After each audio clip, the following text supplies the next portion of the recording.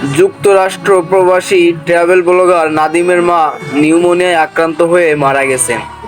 সোমবার 20 মে নাদির তার Facebook group team Nadir on the গোতে একটি পোস্টের মাধ্যমে কথা জানান।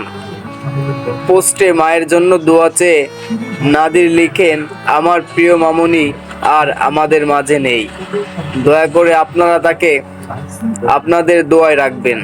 গত সপ্তাহে তিনি অসুস্থ হয়ে পড়লে আমরা ভেবেছিলাম এটি মৌসুমি ফ্লু।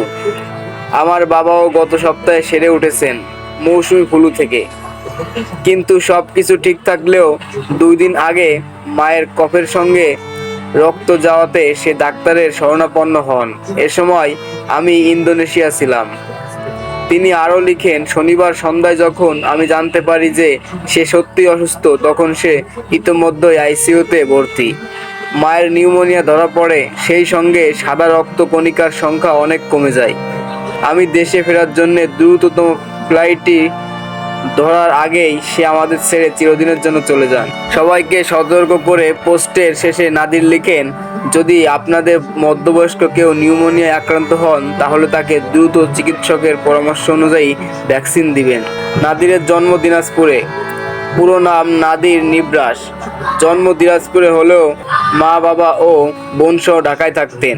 ঢাকার একটি ইংরেজি মাধ্যম স্কুল থেকে এবং এ লেভেল করে 2010 সালে নাদির চলে যান যুক্তরাষ্ট্রে। সেখানে যন্ত্র কৌশলে স্নাতক ও data science and electrical engineering বিষয়ে স্নাতকোত্তর করেছেন। পিএইচডি শুরু করলেও এখন আর শেষ করার ইচ্ছা নেই।